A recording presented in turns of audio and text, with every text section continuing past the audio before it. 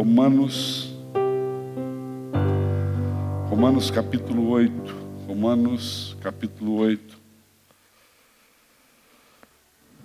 Tem algo que Deus tem falado comigo aqui em Romanos, no capítulo 8. Depois de poderosas visitações do Senhor sobre nós, especificamente sobre minha vida nesses dias, tem sido assim muito bom, muito forte, muito real e profundo.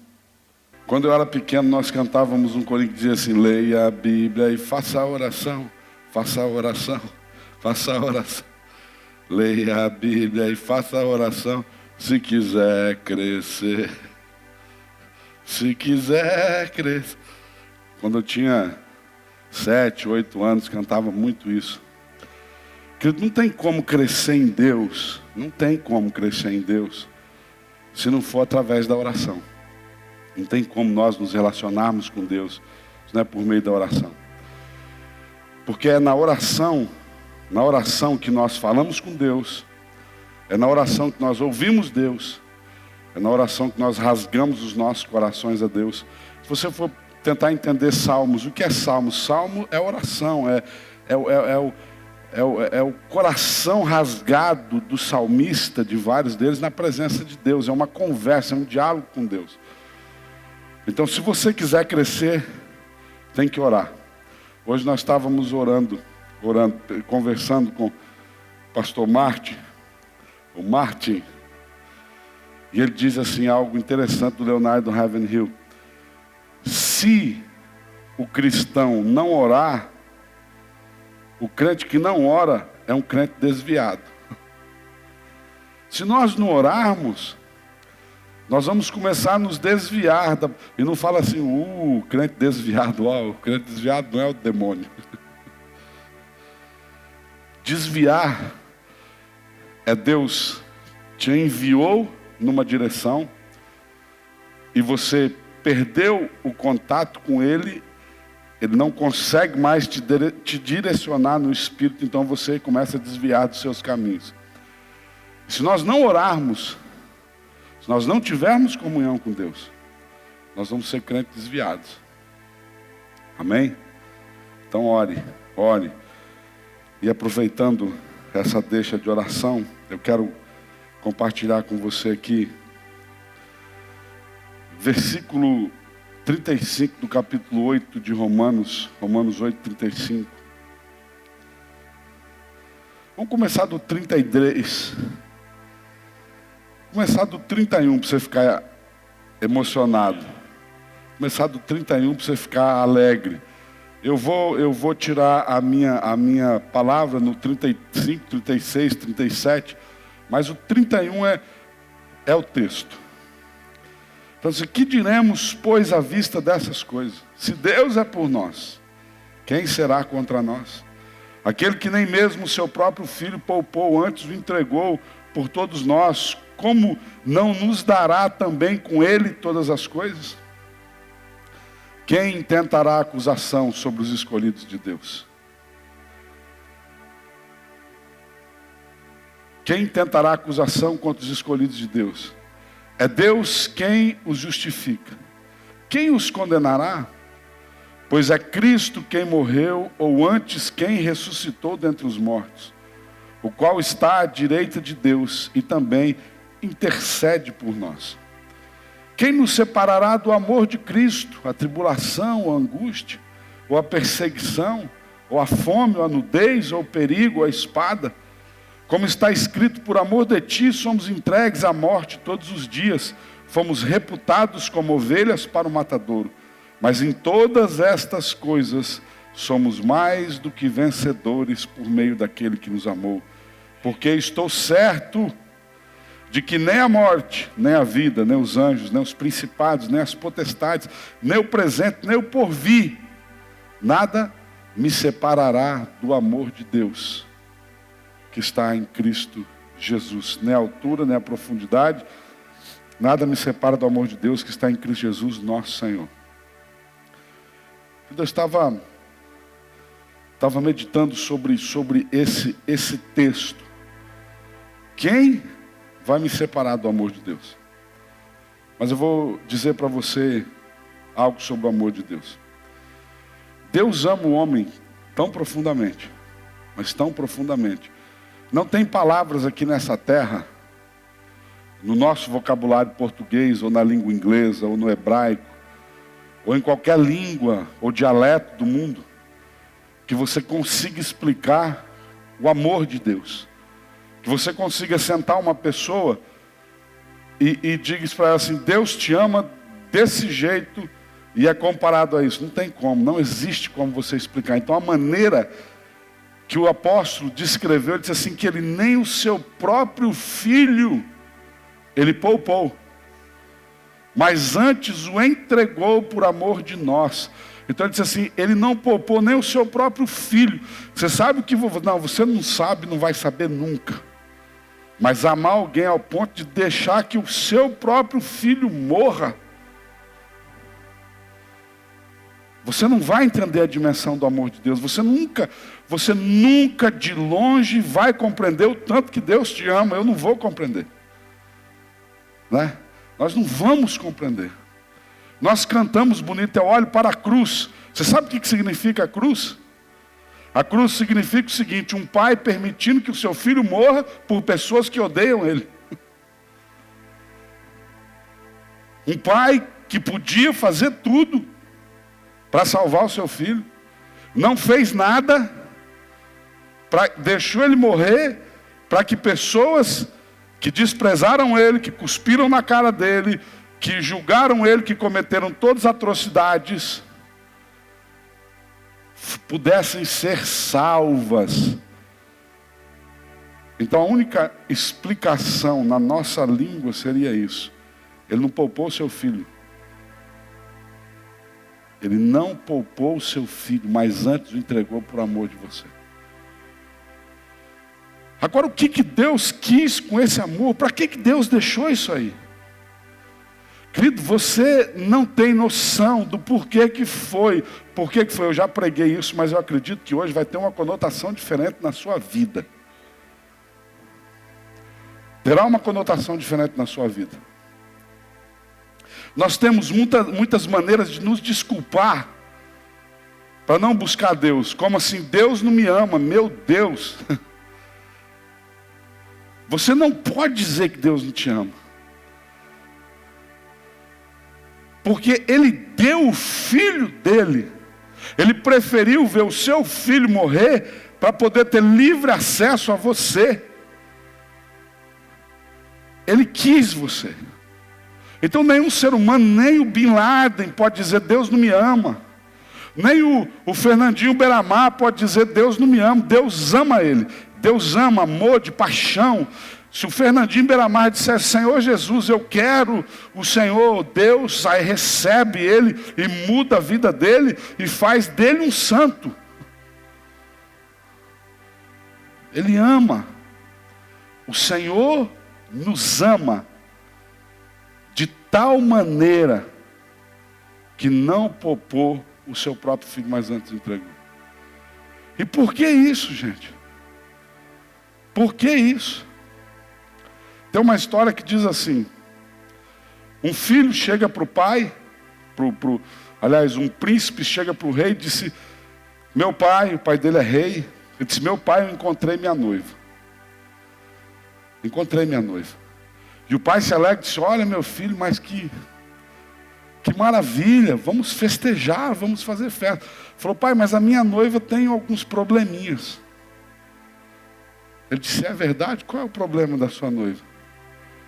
Ela é cega. Ele disse: puxa, filho, cega, ela não vai poder contemplar sua beleza e etc. Mas ela vai poder ouvir sua voz.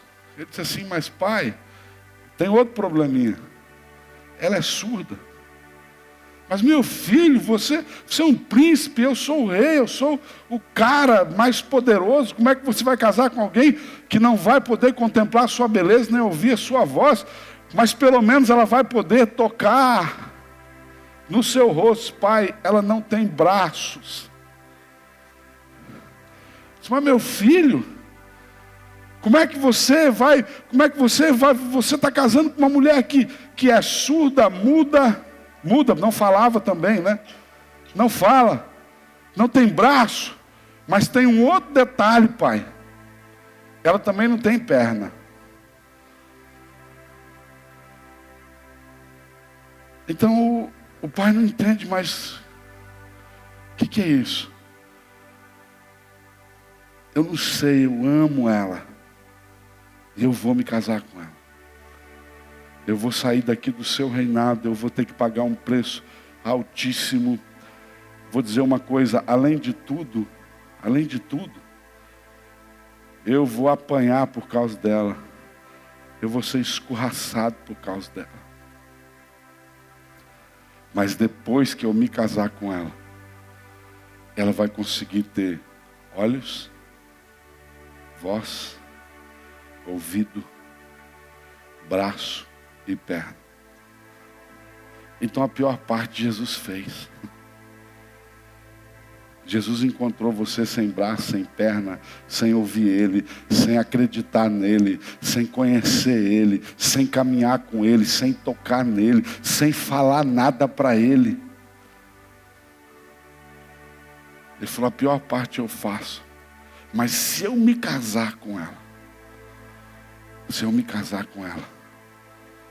eu vou dar braço, olho, perna, ouvido, vou fazer dela uma rainha à minha altura, mas eu preciso me casar com ela, pai.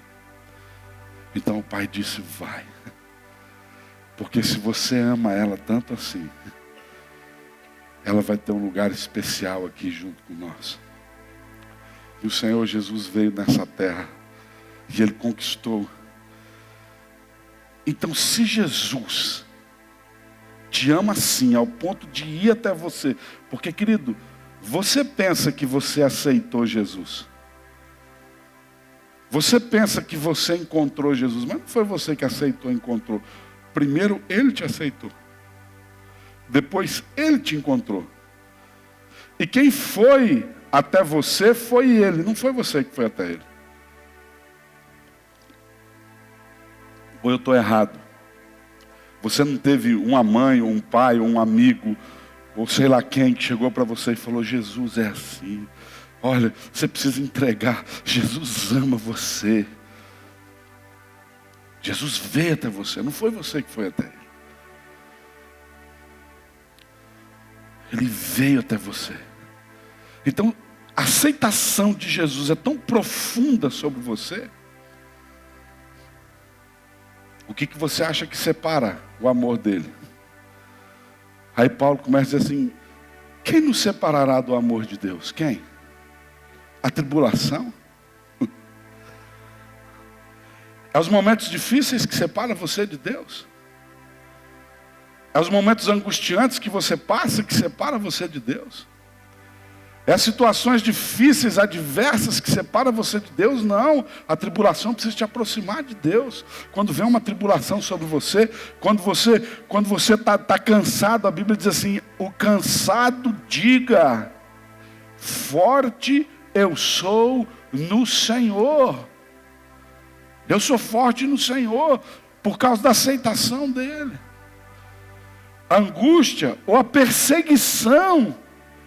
Então nós dizemos assim, como é que Deus permitiu aqui num camarada, se é que Ele permitiu fome, perseguição, tribulação, nudez, escassez.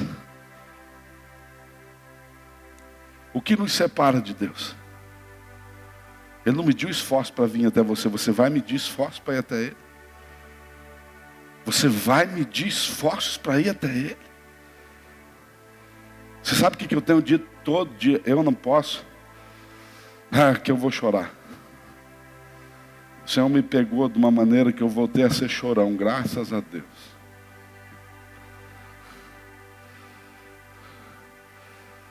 Mas eu fico todos os dias, sabe? Eu estou lá, olhando uma televisão, seja jornal, seja o que for. O que eu estou fazendo aqui? O que eu estou fazendo aqui, meu Deus? Estou conversando conversas tolas, eu estou pensando, o que eu estou conversando isso, Deus? Perca de tempo. Tem um fogo no meu interior chamando, vem para mim que eu vou te revelar coisas profundas que você ainda não conhece. Eu vou fazer você ver, falar, andar. Eu preciso fazer com você, você está perdendo tempo. Estava uma tribulação, assim passamos, esse mês foi o pior de todos os meses da nossa história. Eu estava deixando isso me consumir. Deus dizia, por quê? Por quê? Eu sou o Senhor da provisão. Eu sou o Senhor da alegria. Nós, quando sentimos a falta de alguma coisa, seja de provisão, seja de amor, seja de carinho, nós ficamos angustiados, mas Paulo diz assim, angustiado, mas não destruído, não desanimado. Eu fico angustiado, mas agora eu estou trocando a minha angústia é porque eu passo tempo com outras coisas dessa terra, e não com o Senhor. A angústia que deve gerar no meu interior é o seguinte, por que eu preciso perder tempo?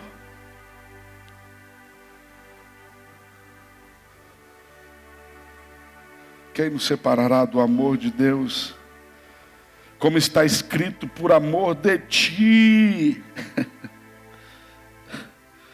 Somos entregues à morte todos os dias. Você sabe que eles estavam falando sério isso. Aqui Paulo está falando das revelações de Apocalipse, das 7 cartas, dos tempos difíceis que viriam sobre a igreja. Até Tito, que destruiu o templo, literalmente, como o Senhor falou. Eu não vou falar de tempos proféticos, que não é a minha praia. Mas Paulo estava dizendo, vai ter uma igreja que vai ser perseguida. Vai ter uma igreja que tudo que eles ganharem serão tirado deles. Na época de Tito, tudo que as igrejas, tudo que se o camarada fosse rico, ele se convertesse, era tirado tudo dele, confiscado ao império. Então ele dizia, o que vai separar você do amor de Deus? A pobreza, a escassez, a perseguição? Não, nada me separará do amor de Deus, porque está em Cristo Jesus, está no princípio do que Ele fez primeiro. Ele me amou primeiro, Ele pulou as circunstâncias, Ele saltou montes e colhados, Ele veio até mim. Ele me amou.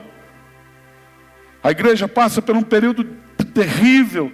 Depois que cai Tito, tem Constantino pai, já dá uma amenizada. Constantino filho se converte ao evangelho e fala agora, todo cristão, todo mundo que é cristão, que perdeu os seus bens, tudo vai ser devolvido 2 vezes mais, o império vai devolver.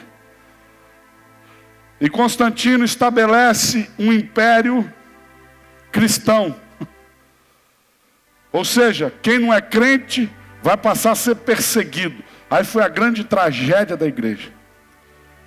Você sabe qual foi a grande tragédia da igreja, querido? Foi a prosperidade. Não estou falando aqui que você não vai ser próspero, longe de mim. Longe de mim. Porque eu sei que o Senhor quer te dar bens, eu sei que Ele quer. Agora Deus não quer te perder para os bens que você tem. Ele não quer te perder para as coisas desse mundo. Então, a pior tragédia da igreja foi quando Constantino estabeleceu um Estado cristão. E aqueles que eram perseguidos passaram a perseguir. Então, vou te dizer mais ou menos um capítulo, um parêntese da história. São conclusões que eu cheguei, um parênteses da história, conclusões que eu cheguei lendo alguns livros da história da igreja. Naquele tempo, como Constantino mexia com a parte política, ele disse, eu não entendo da religião. Então ele pega os 2 principais bispos, chama eles, 2 ou 3, se eu não estou no equívoco, chama eles e diz, a partir de hoje vocês têm a autoridade do Estado sobre a vida de vocês. Vocês podem, a igreja e o Estado andam juntos. Então aqueles camaradas foram administrar. Então aqueles camaradas de perseguidos, quando estavam perseguidos, afligidos, eles estavam lá, ô Senhor, Jesus, as aflições, elas nos aproximam de Deus e não nos distanciam de Deus. Se você fosse falar com um camarada que é conhecido como o homem do céu, eu tive a honra de conhecer pessoalmente esse chinês que ficou preso no sistema comunista daquele doido lá, como que é o nome dele? O Lin Chung lá. O Lin sou eu. Ficou preso e passou por dias dificílimos na sua vida. Passou por dias que as pessoas torturavam ele, diziam assim: você vai negar a sua fé? E ele dizia: não vou negar. Então eles quebravam a sua perna, rompiam o seu osso, deixava que o osso ficasse exposto, rasgando a sua carne, e deixava ele lá, com fratura exposta. E ele fala num determinado momento que ele dizia assim: Deus, eu não aguento mais sofrer, eu vou te negar, eu não aguento mais sofrer. Ele já estava há mais de 10 anos longe da sua esposa, dos seus filhos. Ele não conhecia o seu filho menor, porque quando foi preso, a sua esposa estava grávida. E ele dizia: eu não aguento mais a dor, eu vou morrer aqui à míngua, pai. E naquele momento de angústia, ele falando com o Senhor, numa possível incredulidade. Querido, eu vou falar uma heresia pessoal para você. Deus não mede a fé do jeito que você mede. Porque você pode imaginar que você está passando um tempo de incredulidade terrível na sua vida, que você está quase apostatando da fé. Mas quase apostatando da fé, você está falando com Deus de uma maneira tão sincera e tão profunda, como você nunca teve fé para fazer aquilo. Então ele estava quase na apostasia, no momento onde ele dizia frio. Mas aquela dificuldade, aquela situação fez ele falar tão real e claramente com Deus, que foi o ápice da sua fé. Você está me entendendo? Que coisa doida. E aí, quando ele está lá chorando, o Senhor Jesus aparece dentro da sua cela e diz assim: Yun, o que você quer que eu faça? Você quer que eu te cure, Yun? Então, fica curado. E ele ficou curado. Eu só vi a cicatriz da sua perna. Que ele disse: Yun, o que você quer que eu faça para você, Yun? Que eu tire você daqui? Me siga. E ele disse que ele foi passando, o cárcere se abriu. Isso parece loucura, mas eu gosto de loucura. O cárcere se abriu. Ele ficou olhando, os guardas estavam todos ali, não viam eles. Eles abriram, foram abrindo portas, foram abrindo. Jesus chegou até a rua com ele, disse: agora vai, você é livre. Esse era o teu desespero, Yun. Mas, Yun, você vai ver que o teu desespero não é isso, Yun. Você vai ver quando o seu coração se esfriar, Yun. Quando você se livrar das tribulações, Yun. Quando o seu coração, quando você tiver quando empresários iam comprar aviões para você, Yun. Talvez nunca mais você me veja assim. E foi exatamente assim. O Yun estava lá e ele estava ministrando, sabe, de uma coisa: empresários compraram um avião para mim. Eles diziam que um homem como eu não podia viajar assim. Eu tinha que falar em muitas, sabe de uma coisa, gente? Eu descobri que os meus melhores amigos foram os meus sofrimentos. Então ninguém fale dos meus sofrimentos. Eles foram os meus melhores amigos. Eles me apresentaram um Jesus real.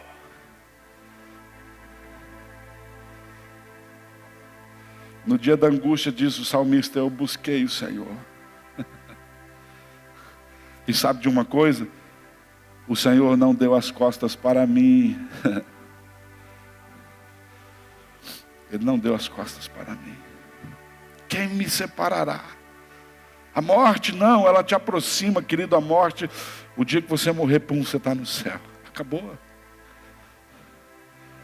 A perseguição fez a igreja de Jesus Cristo chegar próximo do Senhor.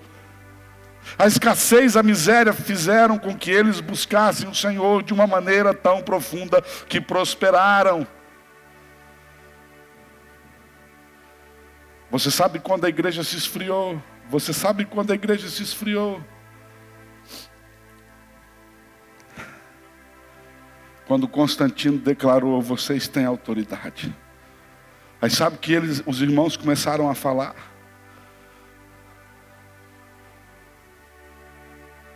Porque a pressão, querido, faz com que nós buscamos a Deus. E conhecemos a Deus como essa irmã disse que o diabo ataca. Mas diante do ataque do diabo eu vou orar, eu vou conhecer Deus, eu vou conhecer a vitória.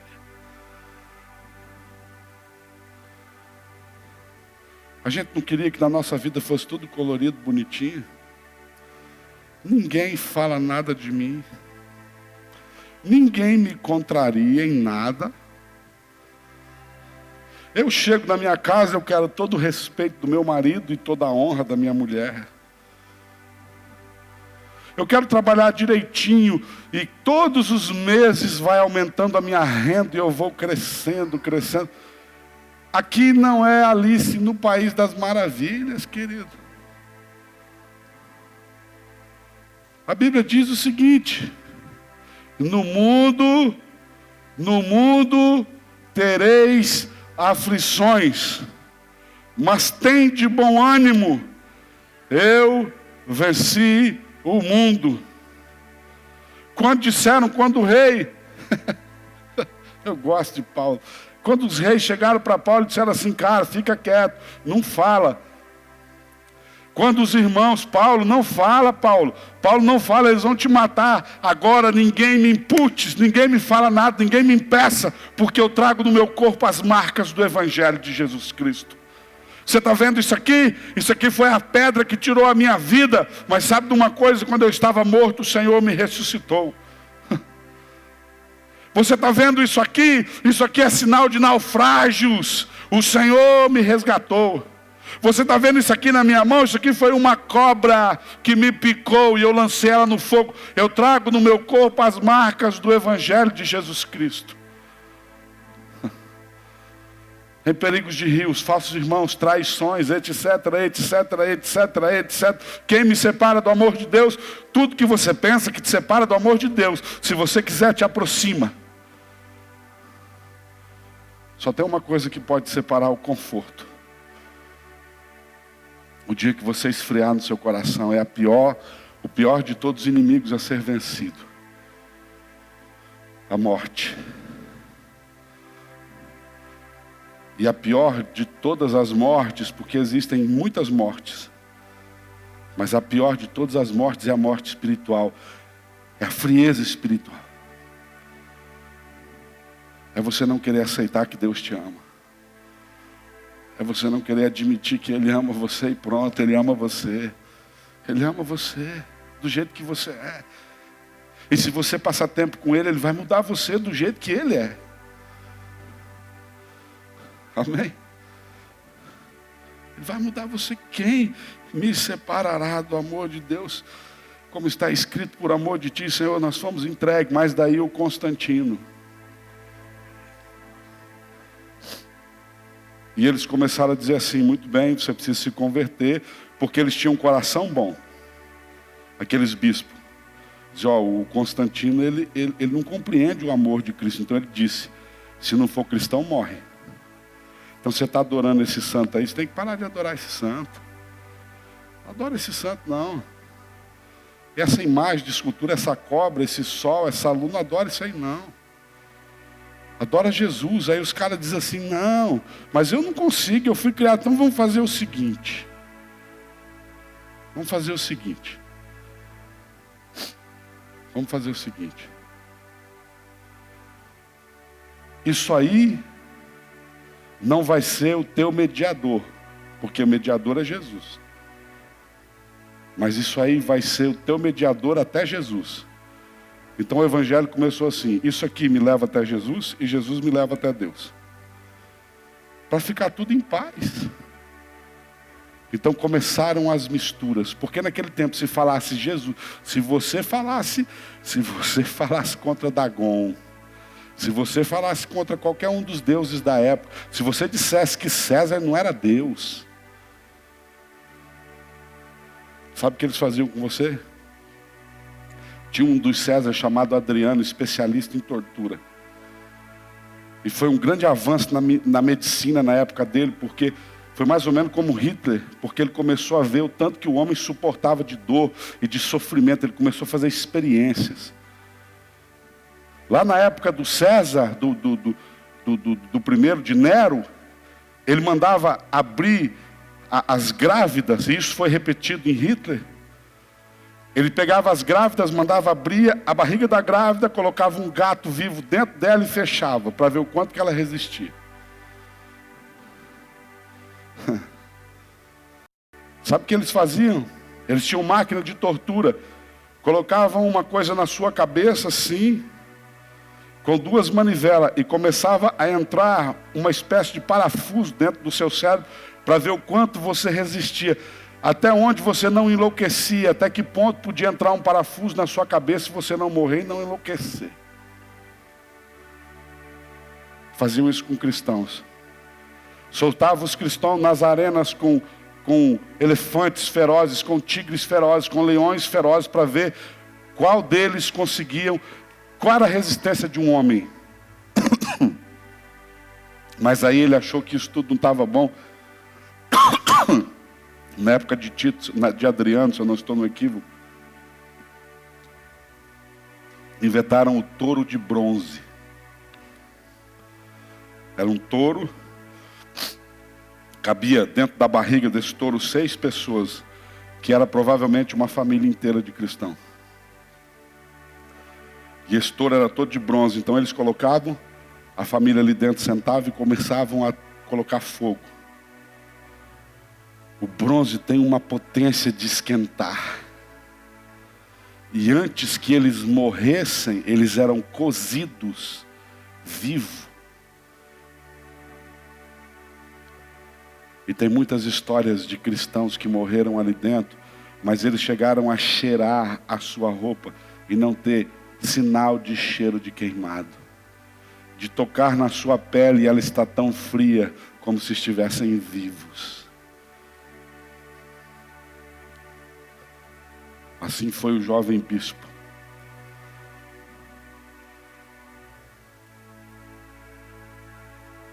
Quando nós começamos a nos acomodar, quando nós começamos a pensar,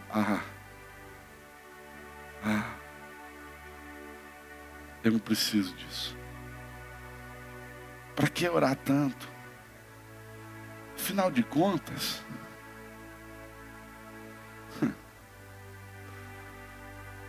o que tiver que ser, será. Eu tô muito afligido, eu não consigo.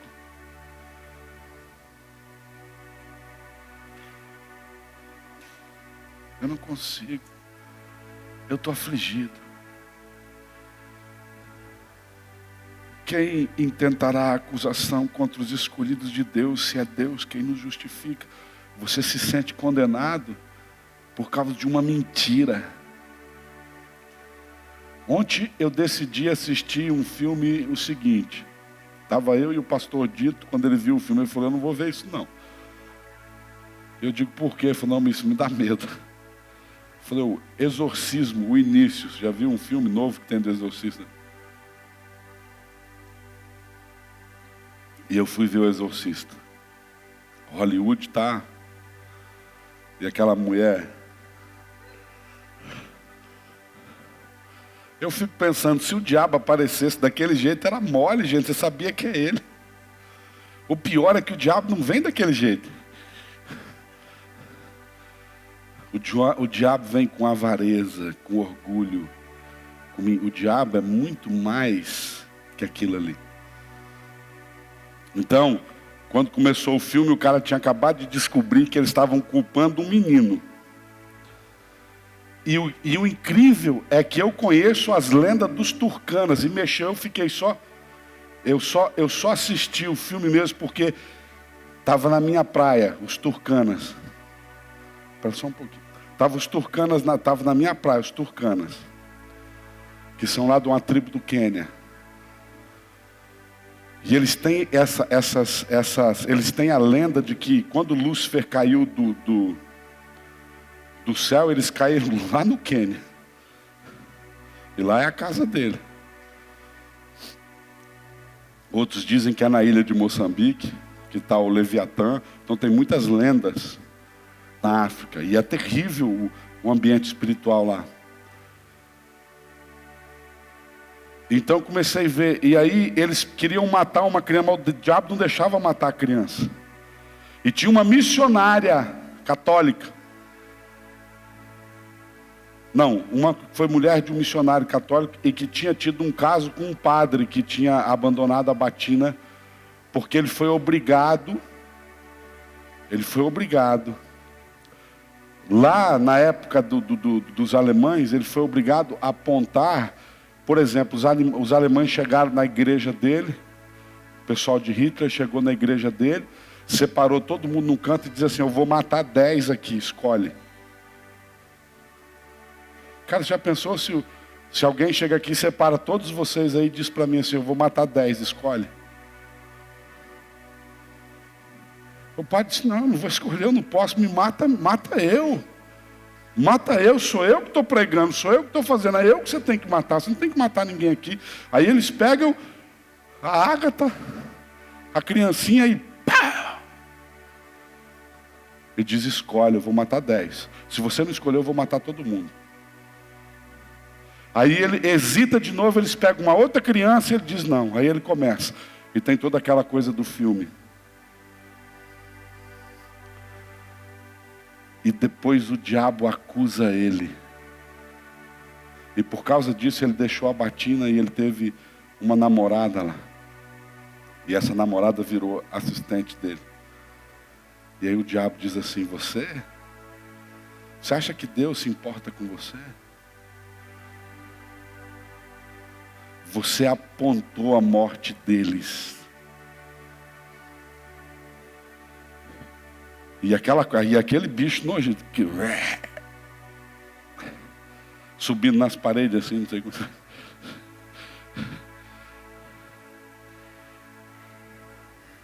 E eu fiquei vendo aquilo. Mas chega um determinado momento do exorcismo. Tem 2 detalhes. Eles nunca dizem em nome de Jesus. Porque se um bicho daquele aparece para mim, eu digo, sai em nome de Jesus, ele tem que sair, pronto. Não adianta ele subir pela parede. Ele vai ter que sair. Uma vez eu fui expulsar o demônio de uma menina. Ela estava lá no canto, de costa para mim, falando comigo, me amaldiçoando, falando. E o interessante é que você vê tudo que é pornográfico, tudo que é dessas coisas nojentas, sai da boca do demônio. Falando, você vai fazer isso, você vai fazer... Os demônios sempre lançam essa coisa. E aí, o homossexualismo quer dizer que é de Deus o tipo de relacionamento sexual que eles têm. Mas tudo bem. E o demônio estava lá falando para mim um monte de nojeira. E eu digo em nome, quando eu falei em nome de Jesus, ela vira a cabeça dela por cima do corpo. Aquilo vira só um bolo de coisa. E quando ela faz aquilo me gela. Eu falo, ai... Se eu dou uma piscada de olho, a menina está 20 centímetros da minha cara. Com o cabelo assim, e eu também com os cabelos tudo. Estava eu e ela. E o que é pior, a mãe e o padrasto dela, quando eu cheguei na casa, ela estava comendo vidro da penteadeira. Ela dava soco na penteadeira e comia os vidros. Quando eles viam isso, eles me chamaram. Quando eu cheguei, eles me empurraram dentro do quarto e fechou a porta. Foi que eu comecei a aprender, não anda sozinho, sempre com mais. Nem que for para você pegar o bicho à força. Mas eu mandei aquele demônio embora. E eles não falam, eles dizem em nome de Deus, o bicho não sai, né? Mas aconteceu uma coisa no determinado momento de que aquele homem entendeu no espírito dele de que Deus não o condenava. E a hora que um homem entende que nenhuma condenação há para aqueles que estão em Cristo Jesus. O diabo falava para ele, Deus não te perdoa, e vinha a imagem do dedo dele apontando para uma pessoa. Deus te condena, você escolheu, vinha a imagem dele, a criança morrendo. Mas chegou um determinado momento que ele disse, não, diabo, Deus já me perdoou. Ele me ama, e Ele ama esse ser humano que você está possuindo, e você vai sair desse ser humano agora. E pronto, acabou o exorcismo. Então eu percebi, até Hollywood sabe que está no entendimento, se você acredita que Deus te ama, se você acredita que nenhuma condenação há para aqueles que estão em Cristo Jesus. Quem tentará? O diabo atentará, mas ele vai ser mentiroso. E ele pega o menininho agora para ajudar ele a fazer o exorcismo. E ele diz assim, não acredita em nada do que você vê, não acredita em nada do que você ouve, não acredita porque é tudo mentira. E aquele menino ficou forte. O diabo está falando para você que está tudo perdido. O diabo está falando para você que não tem mais jeito para você, e você está acreditando, mas um momento, igual aquele menininho, ele tremia porque o diabo falava, esse menino é meu, e ele acreditava que ele era do diabo, mas quando aquele pai disse para ele, não acredita em nada, é mentira.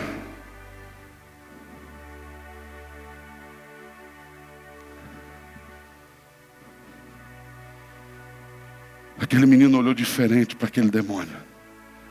E os olhos dele já diziam, pode falar o que você quiser, eu não acredito em nada. João 8:44, você precisa ler João 8:44, para você não mentir e para você entender como que é o diabo. Ele diz assim, João 8:44, vós tendes por pai ao diabo, porque faz o que é dele, porque o diabo é mentiroso e o pai da mentira, e nele não há verdade nenhuma. Você sabe qual que é a verdade? Jesus Cristo morreu por você. Jesus Cristo morreu por você. E você era cego, você era tudo que você pensa que você era, e mais um pouco. Mas não importa, Ele morreu por você. E quando você entra nele, quem tentará? Mas quando você acredita nessas mentiras, quando você acredita que Deus não está mais perto, eu nunca mais na minha vida vou acreditar que Deus não está mais perto. Faz anos que eu não acredito nisso. E eu sei que quando eu estou fraco, e quando eu estou esfriando, eu estou mais preparado para esquentar do que nunca. Ninguém está tão preparado para esquentar do que no momento que está frio. Você tem noção do que eu estou te falando, querido? Ninguém está mais pronto para esquentar do que no momento que está frio. As noites de choro voltaram. Eu tenho acordado chorando. Estou dormindo com o Gabriel agora, que estou roncando bastante. Então acordo de noite, vejo o Gabriel e eu choro porque o meu filho está ali. Eu levanto, olho o Campo Grande e eu choro. Porque Campo Grande é linda, porque o Senhor Jesus morreu por Campo Grande. E eu choro porque Ele está aí, Ele está aqui. Bendita a tribulação do mês de agosto. Como eu te amo, Senhor Jesus, pela tribulação do mês de agosto. Hoje talvez eu entendi em tudo, dai graça, porque essa é a vontade do Senhor. Nunca outra tribulação me fez te amar tanto, Senhor. Nunca outra tribulação me fez tomar decisões tão profundas dentro de mim de querer te buscar. Bendito sejam os problemas que me assolam. Quando estiverdes em tribulação, diz Tiago, estejam contente, porque elas vão fazer você dobrar os seus joelhos, elas vão fazer você conhecer Deus.